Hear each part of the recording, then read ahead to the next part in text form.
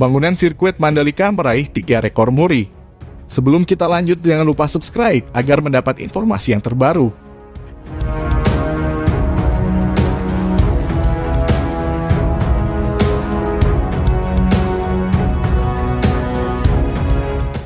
PT PP Precision mendapatkan 3 penghargaan dari Museum Rekor Indonesia atas pembangunan sirkuit Mandalika. Penyerahan penghargaan dilakukan secara daring yang dihadiri oleh founder Muri Jaya Suprana dan diterima oleh Direktur Utama PT. Novel Arsyad dan Direktur Operasi Bidang Infrastruktur PT PP Yul Ari Pramuraharjo. 3 kategori penghargaan yang diterima perseroan yakni pertama, dalam pembangunan lintasan sirkuit tercepat, kedua pembangunan sirkuit pertama standar, Federasi Internasional de Motorcycle, dan terakhir kategori pengaspalan menggunakan teknologi Building Information Modeling dengan volume terbanyak. Menjadi suatu kebanggaan bagi perseroan untuk dipercaya dalam membangun sirkuit Mandalika sebagai subkontraktor yang mengerjakan lebih dari 90% lingkup pekerjaan. Jelas kata Yul Ari dalam keterangan tertulis.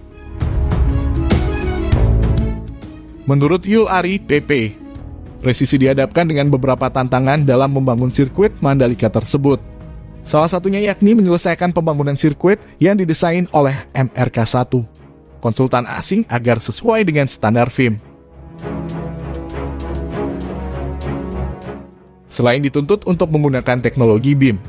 Untuk pengaspalannya, sirkuit juga menggunakan material aspal khusus yaitu Stone Mastic Asphalt SMA yang baru keluar tahun 2015 dengan standar internasional yang digunakan sebagai bahan campuran pelapis aspal. Hal itu bertujuan memperkuat struktur lapisan permukaan lintasan agar pembalap tidak mudah tergelincir saat kondisi hujan. Tantangan lainnya adalah berupa lintasan sepanjang 4,3 km dengan total tikungan sebanyak 17 tikungan serta kecepatan maksimal 310 km per jam yang tidak dijumpai pada sirkuit lainnya di dunia, ujarnya. Secara terpisah, Direktur Utama PP Presisi Ruli Noviandar menjelaskan, untuk menjamin kualitas hasil pengaspalan, perseroan menggunakan tipe aspal yang memiliki daya penetrasi tinggi dengan penetrasan 82 tahun 2015 yang tidak digunakan di semua sirkuit dunia. Pada metode penghamparan dilakukan secara khusus dengan menggunakan 3 unit mm GPS untuk menjamin kualitas permukaan dan kemiringan yang tepat sesuai dengan desain yang diawasi langsung oleh konsultan asing. Untuk pengujian kualitas aspal kami menggunakan alat berteknologi tinggi yaitu PKI 380 non-distration tanpa merusak lapisan permukaan aspal, kata Ruli. Keseriusan perseroan, lanjut Ruli. Sejalan dengan komitmen PP Presisi untuk menghasilkan business excellence namun juga cost leadership sehingga membuahkan pencapaian kinerja yang baik. Strategi ini terbukti berhasil mengangkat kinerja raihan kontrak dari PPRE selama periode 9 bulan pertama di 2021. Berdasarkan arsip Investor Daily, pada periode tersebut perseroan berhasil membukukan kontrak baru sebanyak 4,7 triliun. Jumlah ini meningkat 241% dibandingkan periode sama tahun lalu senilai 1,9 triliun. Raihan tersebut juga melampaui target atau setara dengan 130% dari target perseroan.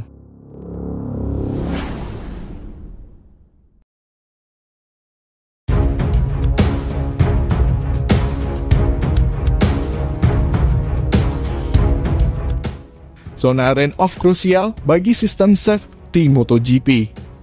Sebelum kita lanjut, jangan lupa subscribe agar mendapat informasi yang terbaru.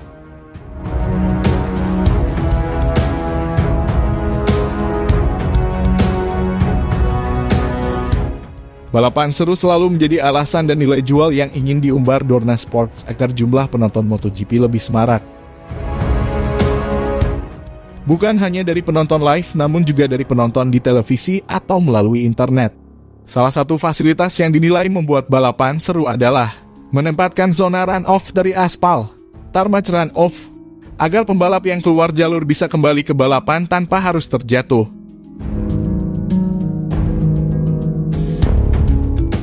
Menurut perwakilan tim safety di MotoGP, Tarmac Run-Off sebenarnya bertentangan dengan konsep balap motor yang aman bagi pembalap, termasuk saat terjatuh.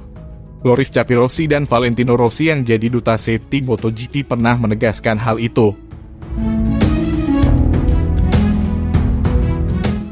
Zona gravel run-off, pasir, dan kerikil lembut untuk menahan laju motor harus tetap ditempatkan di sana. Karena fungsi timbunan kerikil halus ini mampu menahan kecepatan motor secara ekstrim hingga di atas 300 km per jam. Itulah bedanya trek balap motor dan balap mobil. Kalau motor akan terlalu berisiko jika menggunakan Tarmac Run-Off. Kalau memang akan aman, maka pastinya kami akan bisa balapan di semua sirkuit yang digunakan F1. Tapi faktanya tidak seperti itu, insiden bisa saja terjadi dengan cepat hingga membuat pembalap tak bisa menghindar, analisis Valentino Rossi.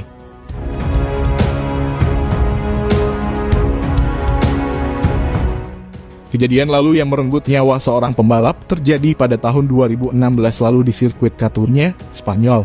Luis Sala meninggal setelah menabrak pagar pembatas dengan kencang di tikungan 12.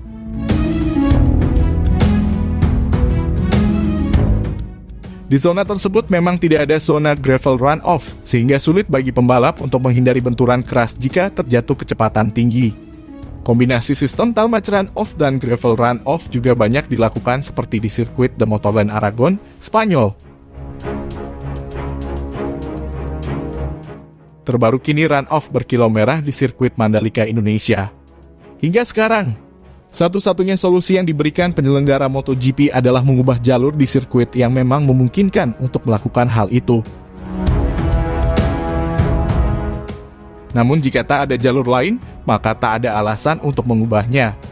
Dari keterangan resmi yang dirilis MotoGP, regulasi menyebutkan bahwa minimal akan ada 20-30 meter untuk zona gravel run-off untuk tipe tikungan berkarakter cepat. Jika itu diaplikasi bisa jadi balapan berlangsung lebih aman.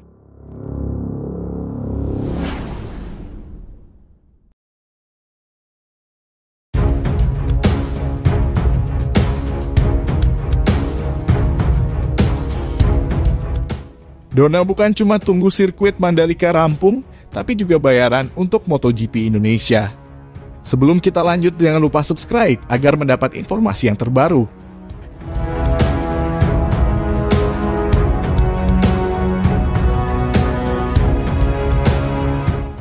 Direktur Off-Road Olahraga Motor Pengurus Pusat Ikatan Motor Indonesia, PP ini, jadi salah satu sosok yang hadir saat Dorna hadir langsung ke sirkuit Mandalika, Lombok untuk memantau progres pembangunan trek yang diplot sebagai tuan rumah MotoGP Indonesia 2022. Seperti diketahui, Dorna merupakan penyelenggara MotoGP. Pada kesempatan ini, Dorna mengutus Charles Aspileta selaku manajer direktor dan Loris Capirossi, safety advisor. Turut hadir juga Franco Uncini. Franco Uncini, juara dunia kelas 500 cc tahun 1982, kini bekerja untuk Federasi Sepeda Motor Internasional, FIMI, sebagai safety advisor.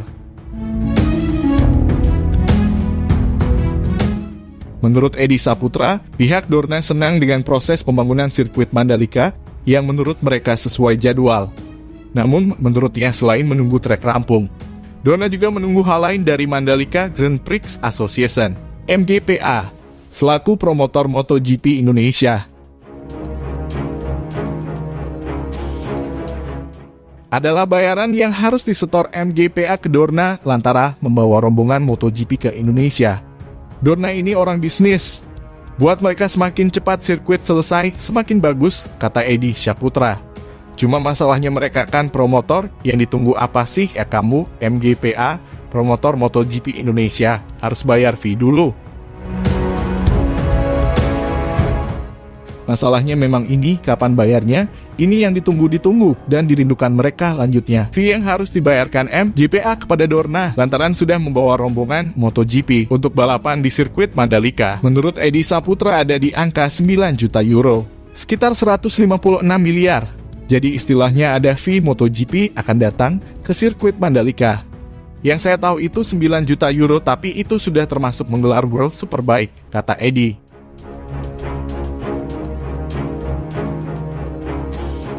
Sirkuit Mandalika memang bukan hanya diplot menggelar MotoGP saja di tahun 2022, tapi juga World Superbike. Untuk Superbike, Mandalika sudah masuk kalender utama balapan musim 2021. Terlepas soal jumlah bayaran yang harus disetor ke Dorna dan proses pembangunan sirkuit Mandalika.